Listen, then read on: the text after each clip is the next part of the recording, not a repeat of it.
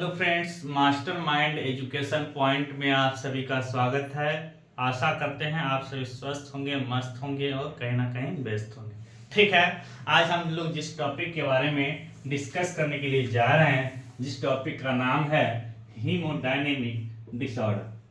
क्या नाम है? Haemodynamic disorder.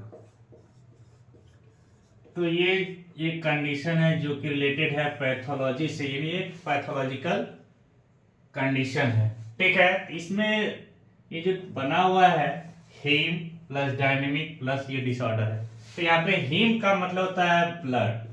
ठीक है, हीम का मतलब होता है ब्लड, और ये डायनेमिक रिलेटेड है सर्कुलेशन से, यानी रिलेटेड टू सर्कुलेशन, और ये डिसऑर्डर हो गया डिजीज कंडीशन। ठीक है, तो यहाँ पे इसका डेफिनेशन क्या बन जाएगा हीमोडायनेमिक डिसऑर्डर का? तो यहाँ पे डेफिनेशन में हो जाएगा डिजीज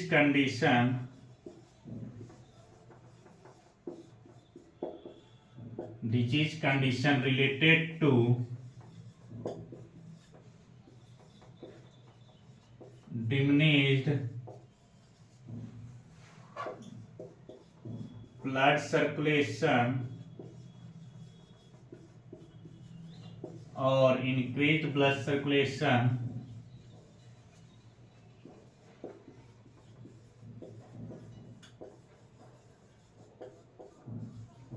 in the blood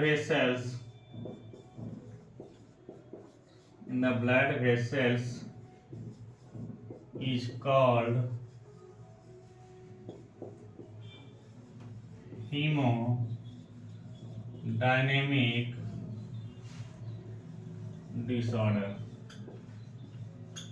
कहने का मतलब ये हुआ, ये जो हीमोडायनेमिक डिसऑर्डर है ये रिलेटेड है किससे? डिमिनिश्ड ब्लड सर्कुलेशन या फिर इंक्रीज ब्लड सर्कुलेशन। यानी अगर ब्लड वेसल्स के अंदर ब्लड का सर्कुलेशन या फिर ब्लड का फ्लो कम हो रहा है या फिर ज्यादा हो रहा है, ये दोनों ही कंडीशन में क्या कहलाएंगे? Haemodynamic disorder. ठीक है, हीमोडायनेमिक डिसऑर्डर। तो हम लोग एक हीमोडायनेमिक डिसऑर्डर से रिलेटेड डिजीज कंडीशन लेके चलते हैं जिसका नाम क्या है? स्वेलिंग। ठीक है, स्वेलिंग या फिर इसको हम लोग बोलते हैं ओडिमा। स्वेलिंग या फिर ओडिमा होता क्या है? तो यहाँ पे स्वेलिंग या फिर ओडिमा होता है extra accumulation of fluid in the interstitial space is called oedema. अगर इंटरस्टिशियल स्पेस के अंदर क्या होने लग जाए, ये बहुत सारा सेल है, इसके बीच में जो ये गैप है, इसी गैप को बोला जाता है क्या? Interstitial space. Interstitial space.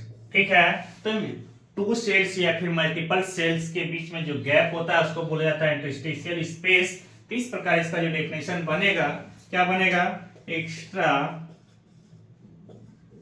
Accumulation of fluid in the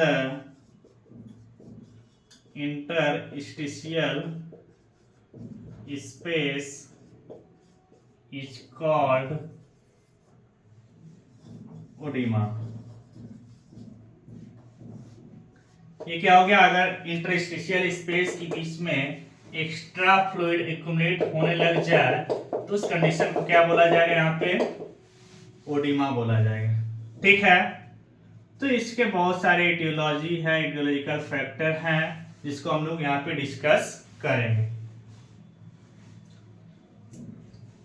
तो आगे हम लोग इसके आगे बढ़ते हैं, इसका पैथोलॉजिकल कंडीशन के ऊपर, यानी एटियोलॉजी कौन कौन सा है ओडिमा के लिए। तो ओडिमा का यहाँ पे 5 एटियोलॉजी है। ठीक है, कौन कौन सा एटियोलॉजी है? 5 एटियोलॉजी है। तो यहाँ पे इटियोपैथोजेनेसिस ऑफ ओडिमा, यहाँ पे ओडिमा का हम लोग इटियोलॉजी के साथ साथ पैथोजेनेसिस भी देखेंगे।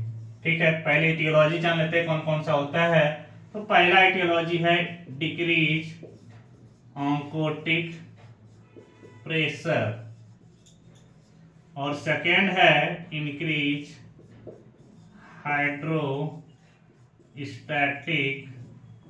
प्रेशर। नेक्स्ट है सॉल्ट रिटेंशन। नेक्स्ट है लिम्फेटिक ऑब्स्ट्रक्शन।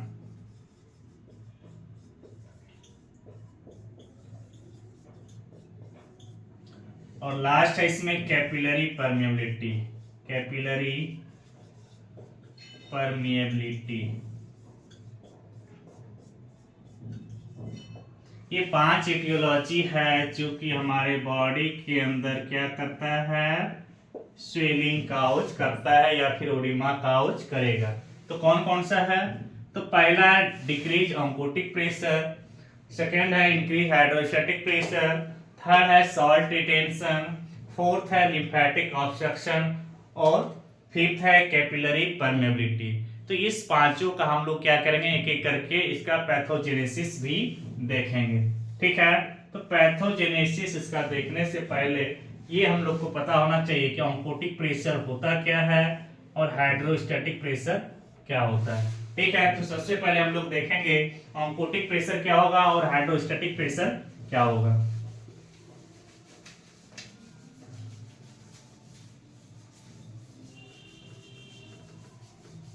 तो ऑन्कोटिक प्रेशर होता क्या है? तो ऑन्कोटिक प्रेशर होगा यहाँ पे कि ब्लड के अंदर जो भी यहाँ पे प्लाज्मा प्रोटीन वगैरह पाए जाते हैं, तो प्लाज्मा प्रोटीन के द्वारा जो फ्लूइड के अंदर प्रेशर क्रिएट होता है, प्लाज्मा प्रोटीन के द्वारा जो ब्लड वेसल्स के अंदर फ्लूइड पाए जाते हैं, उस फ्लूइड के अंदर प्लाज्मा प्रोटीन के द्वारा जो प्रेशर क्रिएट होता है उसको बोला जाता है ऑन्कोटिक प्रेशर।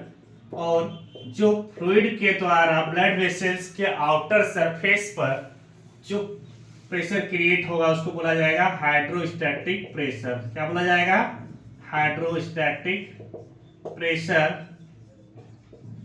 और प्लाज्मा प्रोटीन के द्वारा जो प्रेशर क्रिएट होगा फ्लूइड के ऊपर वो हो जाएगा क्या? Oncotic pressure.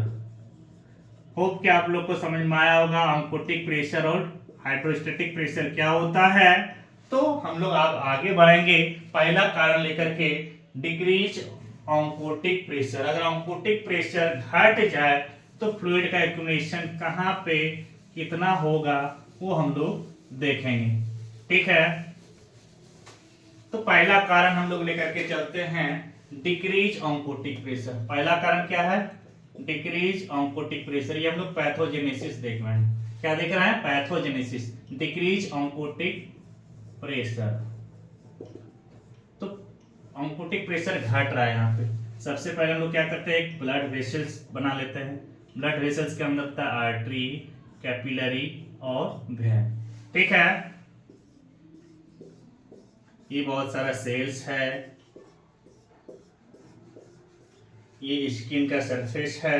ठीक है, यहाँ पे ब्लड वेसल्स बना दिए, इसका आर्टरी हो गया, कैपिलरी हो गया, वेन हो गया। तो आर्टरी के पास जो नॉर्मल ऑन्कोटिक प्रेशर होता है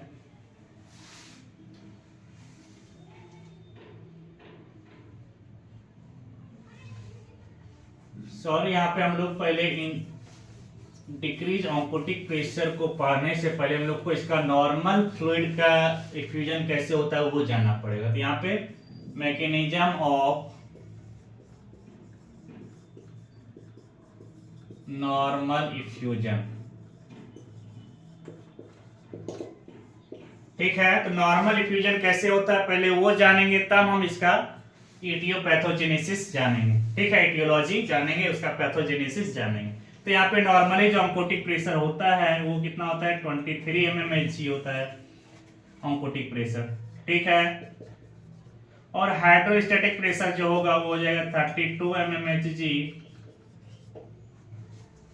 और यहां से जब फ्लूइड का फ्लो होता है कैपिलरी के पास पहुंचता है तो ऑन्कोटिक प्रेशर वही रहेगा, लेकिन हमारा जो हाइड्रोस्टैटिक प्रेशर है वो क्या हो जाता है? ऑन्कोटिक प्रेशर जो भी है उससे आधा हो जाएगा, यानी कि 11 mmHg। ये हम लोग राउंड फिगर में लेकर के चल रहे हैं। ठीक है, 11 mmHg ले लिए। नेक्स्ट बाकी ये 11 यहाँ पे जो हुआ तो बाकी 32 हमारा पहले था, अब हो गया 11, तो बाकी 21 गया था, तो वो चला जाता है कहाँ पे, इंटरस्टिशियल स्पेस में। ठीक है, तो 21 mmHg फ्लूइड चला गया कहाँ पे, इंटरस्टिशियल स्पेस में। ठीक है, तो फिर 21 में से चला गया इंटरस्टिशियल स्पेस में, 21 चला गया। अब हमारे पास वेन के पास ही पहुंचना है, तो वेन के पास जाते जाते ऑन्कोटिक प्रेशर और हाइड्रोस्टेटिक प्रेशर दोनों क्या होता है, इक्वल हो जाता है। ठीक है, यहाँ पे इक्वल यानी 23 mmHg हाइड्रोस्टेटिक और ऑन्कोटिक प्रेशर दोनों हो जाएगा। तो यहाँ पे है 11 हमारा था हाइड्रोस्टेटिक प्रेशर, तो यहाँ पे इक्वल होना है, तो इक्वल होने के लिए यहाँ से जाएगा इंटरस्टिशियल स्पेस से फ्लूइड, किसके थ्रू, लिम्फेटिक चैनल के थ्रू। ठीक है, तो लिम्फेटिक चैनल के थ्रू कितना फ्लूइड जाएगा, तो हमारा जाएगा कितना, 12। तो इसको 12 चाहिए इक्वल होने के लिए, इसलिए 12 यहाँ पे मैक्सिमम जाएगा। ठीक है, 12 mmHg चल गया कहाँ पे, वेन के पास। तो बाकी जो इंटरस्टिशियल स्पेस में बचा रह गया 21 माइनस 12 हो जाएगा, 21 माइनस 12 यानी कि 9 mmHg। ठीक है, तो 9 mmHg यहाँ पे इंटरस्टिशियल स्पेस में आ गया, तो बाकी ये 9 जो बचा हुआ है वो पसीना के थ्रू बाहर होता है। ठीक है, तो 9 mmHg fluid excrete through sweat, तो पसीना के थ्रू 9 mmHg फ्लूइड बाहर हो गया, तो इंटरस्टिशियल स्पेस में बचा है कितना, तो 9 माइनस 9 इक्वल टू 0 mmHg, यानी 0 यहाँ पे आ रहा है, इसका मतलब यहाँ पे ओडिमा नहीं है, ये नॉर्मल कंडीशन है। ठीक है, ये क्या, कौन सा कंडीशन है, नॉर्मल कंडीशन है।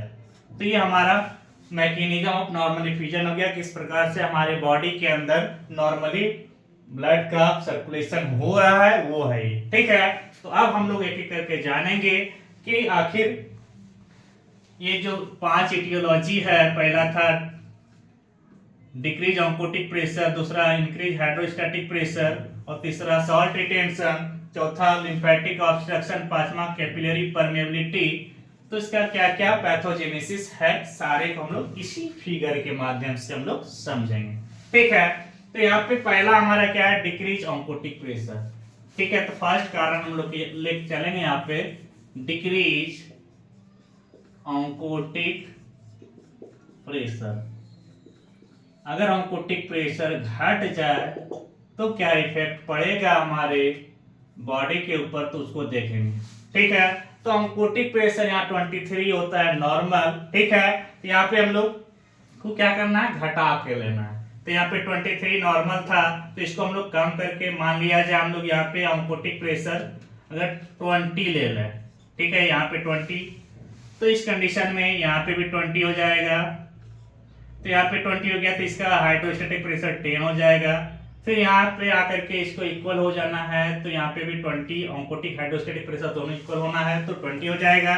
ठीक है, तो यहाँ पे 32 में से अब 10 को माइनस करना पड़ेगा, क्योंकि यहाँ पे हाइड्रोस्टैटिक प्रेशर 10 हो गया है, तो 32 माइनस 10 करेंगे, तो 32 माइनस 10 इक्वल टू 22 mmHg। ठीक है, तो 22 mmHg में से अब क्या करना है, हम लोग को वेन के पास भेजना है, वेन्यूल्स के पास भेजना है फ्लूइड। तो कितना भेजना है, तो डिपेंड करेगा इसको इक्वल होने के लिए कितना जरूरत पड़ेगा। इसको इक्वल होने के लिए जरूरत पड़ेगा कितना, 10 पहले से मौजूद है, 10 और ऐड करेंगे तब ये क्या हो जाएगा, इक्वल हो जाएगा। यानी कि इसको इक्वल होने के लिए चाहिए कितना, और 10। तो यहाँ पे 22 में 10 को माइनस कर देंगे, 22 माइनस 10, तो 22 माइनस 10 करने के बाद यहाँ पे बचेगा हमारा 12।